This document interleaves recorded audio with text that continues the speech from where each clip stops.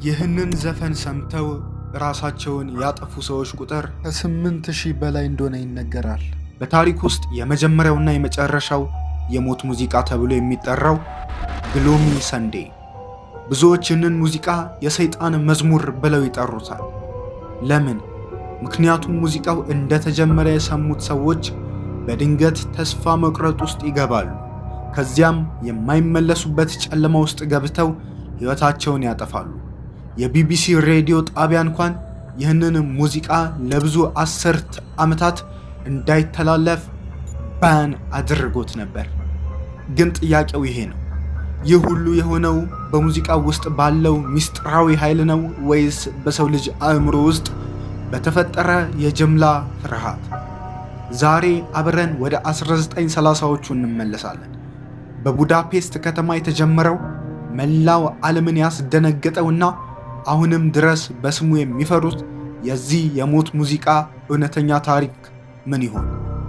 በዚህ ቪዲዮ ውስጥ ሙዚቃው እንዴት እንደተፈጠረ፣ ከጀርባው ያለው አሳዛኝ እውነታ ምን እንደሆነ እና ለምን ሰዎች ይህንን ሙዚቃ ሲሰሙ ሕይወታቸውን ለማጥፋት እንደወሰኑ በዝርዝር እንመለከታለን። እውነታው ከምትገምቱት በላይ አስደንጋጭ ነው። ይህንን ቪዲዮ እስከ መጨረሻው ተከታተሉኝ፣ ምክንያቱም ምናልባትም ይህ ሙዚቃ ሰምታችሁ ስትጨርሱ የምታዩት ዓለም ከዛሬ በፊት የነበራችሁ አይሆን። ሰላም ውድ የቻናላችን ተመልካቾች እንደምን አላችሁ? ዛሬ እጅግ ድንቅ በሆነ ቪዲዮ ተመልሰናል። ቻናሉን ሰብስክራይብ፣ ቪዲዮውን ላይክ ያድርጉ። አሁን የምጠይቃችሁ ነገር ለእናንተ በጣም ቀላል ነው። ጣታችሁን ብቻ በመጠቀም የምታደርጉት ነገር ነው። ለእኔ ግን ትልቅ ብርታት ይሆነኛልና ሁላችሁም ቻናሉን ሰብስክራይብ፣ ቪዲዮውን ላይክ እንድታደርጉ በታላቅ ትህትና ጠይቃችኋል። እስከ ዛሬ እጅግ በርካታ አስገራሚና አስደናቂ ነገሮችን ወደ እናንተ አቅርቤ ይሆናል። ይህ ግን ይለያል።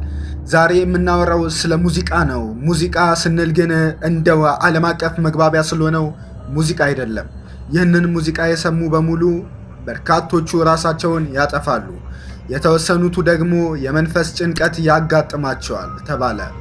ግሎሚ ሰንዴ ይባላል የሙዚቃው ርዕስ። ስለዚህ ሙዚቃ እጅግ አስገራሚና ለማመን የሚከብዱ ነገሮችን አስቃኛቸዋለሁ። ይህንን ሙዚቃ የሰሙ በሺህ የሚቆጠሩ ሰዎች ራሳቸውን አጥፍተዋል። የሙዚቃው ደራሲና አቀንቃኝም ጨምሮ ራሳቸውን አጥፍተዋል። ይህ አስገራሚ ሙዚቃ ምንድን ነው? ምን ጽንሰ ሀሳብ ይዟል?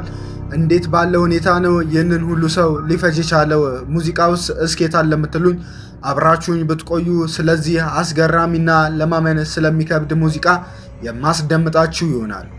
የውስጥን ስሜት ኮርኩረው ያወጣሉ፣ ዓለምንም ያስተሳስራሉ ከሚባለው ነገሮች መካከል ሙዚቃ ቀዳሚውን ስፍራ ይዛል። ሙዚቃ አግኝቶ ላጣ ሰው፣ ፍቅር ውስጥ ለወደቀ፣ አፍቅሮ ላጣ፣ አፍቅሮ ላገኘ፣ በአጠቃላይ ላዘነና ለተደሰተ ሁሉ የውስጥ ስሜትን ማንጸባረቂያ ነው። ሙዚቃ ያስተዛዝናል፣ ሙዚቃ ያስደስታል።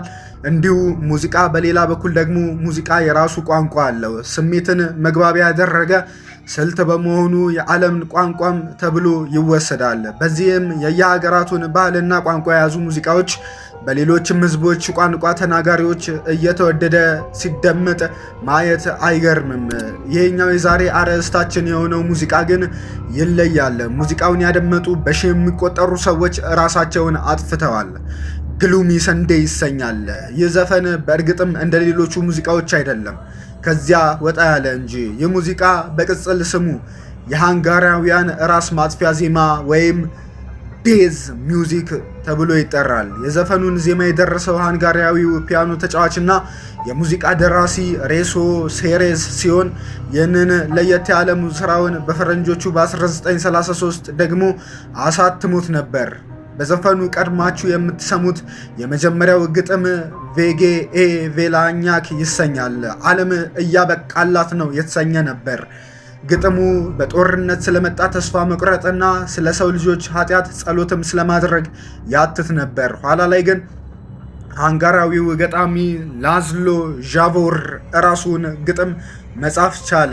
ላዝሎ ዣቮር ይህንን አዲሱ ግጥሙን ፍቅረኛው ከእርሱ በመለየቷ እየተቆጨና እያዘነ የጻፈው ግጥም እንደሆነ ተነግሮለታል። አንዳንድ ምንጮች እንደሚሉት ከሆነ ደግሞ እርሱ ይህንን ግጥም ከጻፈ በኋላ ሙዚቃው እንደተለቀቀ እጮኛው ራሷን በሙዚቃው ግፊት አጥፍታለች ተብሏል። በዚህ ምክንያት ሲያስቀምጡ ከመሞቷ በፊት ግሉሚ ሰንዴይ የሚለውን የሙዚቃውን ርዕስ በጽሑፍ አስፈራ ነበር ራሷን ያጠፋቸው። እንግዲህ ከዚህ በኋላ ነበር ከድሮ ግጥም ይልቅ የላዝሎ ዣቮር ግጥም እጅግ ተቀባይነትን ያገኘው።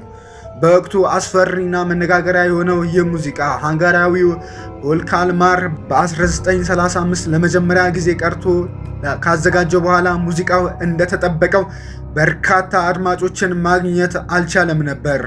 ታዲያ ከቆይታ በኋላ በዓለም ዙሪያ ማለትም በ1941 በቢሊ ሆሊዴይ ቅጂ በእንግሊዝኛ ተተርጉሞ ከተሰራ በኋላ እጅግ በከፍተኛ ሁኔታ ተደማጭነትና አነጋጋሪነትን አገኘ። ከዚህ በኋላ ሌሎች ስመጥር ከያንያን ይህንን አስፈሪና ታዋቂ ስራ በራሳቸው መንገድ ቀርተው ለማዘጋጀት በቅተው ነበር።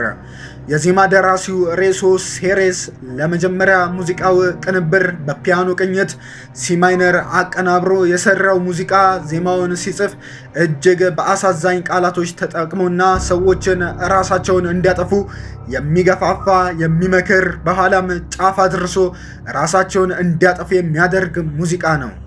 ሙዚቃው የዜማና ግጥም ስሜትን ኮርኳሪነት ተፈጥሮ የተነሳ ብሎም የሚያስከትለው አስከፊ መዘዝ በመነሳት ይህንን ስራ አሳታሚዎች ለመስራት ፈቃደኛ አልነበሩም። የዚህም የተነሳ ታዲያ የሙዚቃ ዜማው ደራሲ አሳታሚ ፍለጋ እስከ ጥግ ድረስ ተንከራቶ እንደነበር የሚታወስ ሲሆን አንዳንድ በስራው የተካኑ አሳታሚዎች ደግሞ ሙዚቃውን በማጣጣል ዜማው አሳዛኝ ስለሆነ ብቻ አይደለም፣ ነገር ግን ይህ የተፈጠረው የሆነ መጥፎ በጣም አስገድዶ ራስን ለማጥፋት የሚገፋፋ ነገር ሙዚቃ ውስጥ አለበት ሲሉ፣ አንዳንዶች ደግሞ የመናፍስት ሴራ በሙዚቃ ውስጥ አለበት፣ የመናፍስቱ ዓለምን ሴራ ነው ሲሉ የሚያስተጋባውን ሙዚቃ በዚህም በመልእክቶቹ በእያንዳንዱ ውስጥ በኮድ የተጠቀማቸው ቃላት ሰዎችን ራሳቸውን እንዲያጠፉ አስገድዶ ኋላም ራሳቸውን እንዲያጠፉ ያደርጋል። ለዚህም ነው በዚህ ሙዚቃ በሺ የሚቆጠሩ ሰዎች ራሳቸውን ያጠፉት በሚል ያስቀምጣሉ። ይህ የሰይጣን መልእክትም ነው ሲሉ ይናገራሉ። በእርግጥ ይህ የሙዚቃ ጥልቅ ስሜታዊነትን ከገደብ አልፎ የያዘ ስራ ያካተተውን የሐዘን እንጉርጉሮ ያዘለ ግጥም ሲሰሙት ብዙውን ሰዎች ከፍተኛ መረበሽ ያስከተለ ሲሆን በ1930ዎቹ ከ90 በላይ የሚሆኑ ሰዎች በአንድ ሰሞን ራሳቸውን አጠፉ። በሃንጋሪና በአሜሪካ ብቻ ተከስቶ የነበረው ደግሞ ራስን ማጥፋት ከዚህ ሙዚቃ ጋር እንደሚያያዝ ተረጋግጦ ነበር።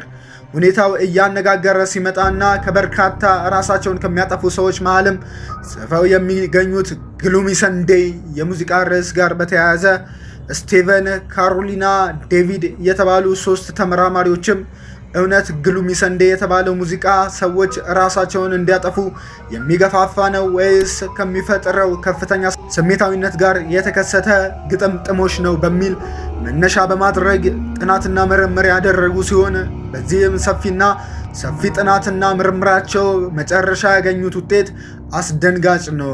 ግሉሚ ሰንዴይ ራስን ለማጥፋት እንደሚገፋፋ እርግጥ ነው ሲሉ ደምድመዋል። በዚህም ሙዚቃ ምክንያት ራሳቸውን ካጠፉ ሰዎች መካከል አንድ ጫማ ሰሪ ይህንን ሙዚቃ ካዳመጠ ወዲያው ከሰዓታት በኋላ ራሱን ማጥፋቱና ሌሎች 2 ሰዎች ደግሞ በአንድ ውስጥ ታድመው ይህንን ሙዚቃ ከሰሙ በኋላ ራሳቸውን በራሳቸው ሽጉጥ ተኩሰው ገድለዋል። በአውሮፓ ደግሞ በተመሳሳይ በዳኑቤ ወንዝ ውስጥ ራሳቸውን አስምጠው የገደሉና ሌሎችም አሰቃቂ መንገዶችን ተጠቅመው ራሳቸውን ከዚህ ዓለም ለማስመለጥ ሞትን በገዛ እጃቸው የመረጡ ብዙዎች ናቸው። ሙዚቃው በወጣ በጥቂት ጊዜ ውስጥ ብቻ ከ100 በላይ ሰዎች ራሳቸውን እንዳጠፉ ተገለጸ። የሚገርመው ነገር ደግሞ ላዝሎ ዣቮር ግጥሙን ደርሶ ሲያበቃ ከጥቂት ጊዜያት በኋላ ራሱን ሲያጠፋ የዜማው ደራሲ ሬሶ ሴሬ ሙዚቃውን ከቀመረ ከ35 ዓመት በኋላ 1968 ዓመተ ምህረት እንደ አውሮፓውያን አቆጣጠር በሃንጋሪ ቡዳፔስት ከተማ ከህንፃ ላይ ወርውሮ ራሱን አጠፋ። በዚህ ምክንያት ሙዚቃው ለደረሱት ለገዛ ባለቤቶቹ እንኳን ምህረትን ያላሳየ ገዳይ ዘፈን እንደሆነ ተነገረለት። ይህ የሙዚቃ ስራ ራስን ማጥፋት በአጠቃላይ ካለው ችግር መላቀቂያ መንገድ የሚሆን ቅዱስ ነገር ተደርጎ እንዲታይ የሚገፋፋ ሲሆን የሃንጋሪውም ወደ እንግሊዘኛ ተተርጉሞ ሲደመጥ የሚፈጥረው የተስፋ መቁረጥ ስሜት እንደሆነና ከደራሲያኑ አንስቶ ብዙዎች ራሳቸውን እንዲያጠፉ የገፋፋቸው ምክንያት እንደሆነ ተገልጿል። ይህ ሙዚቃ ማለትም ግሉሚ ሰንዴ እስከ 2010 ዓመተ ምህረት ድረስ እንደ አውሮፓውያኑ አቆጣጠር ከሁሉም ሚዲያዎች ታግዶ የነበረ ሲሆን እንደ ቢቢሲ አገላለጽ ከሆነ ደግሞ ሙዚቃው እስከ 60 ዓመታት አካባቢ ነበር እንዳይደመጥ የታገደው ብሏል። ቢሆንም ግን ሰዎች ለዚህ ሙዚቃ ያላቸው ጉጉትና ለመስማት የሚያደርጓቸው ፍላጎቶች እያየለ መምጣቱና ሙዚቃውም ከሚዲያዎች ውጪ በሌሎች መንገዶች በቀላሉ መገኘት መቻሉ እስካሁንም ድረስ በአጠቃላይ ከግሉሚ ሰንዴ ጋር በተያያዘ እስከ 8000 ሰዎች ራሳቸውን እንዲያጠፉ እንዳስገደዳቸው ተመዝግቧል።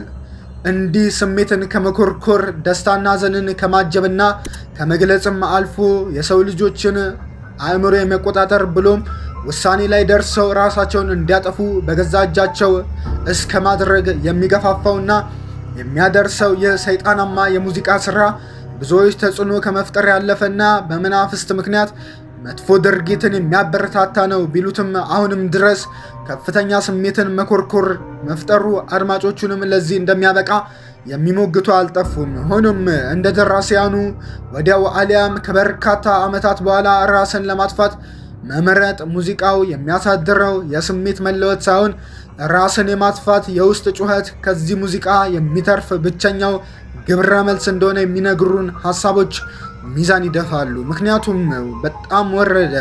በዚህ ሙዚቃ ከሐዘን በላይ ራስን በዚህ ዓለም ላይ ማየትን መጥላት በጆሮ በኩል ለልብ የሚስተጋባ መልእክትና መንፈስ ነውና ሙዚቃው የገሃነም መልእክት ሆነም አልሆነም፣ ሰይጣናማ ሆነም አልሆነም፣ የተላከ መናፍስት ሆነም አልሆነም እንዲህ አይነት ሰይጣናማና ለማመን የሚከብዱ ነገሮች ሲከሰቱ በስመ አብም ቢስሚላህም ማለት አይበጅም ትላላችሁ?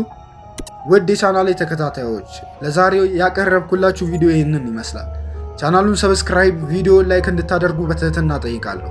ሰላም ቆዩ።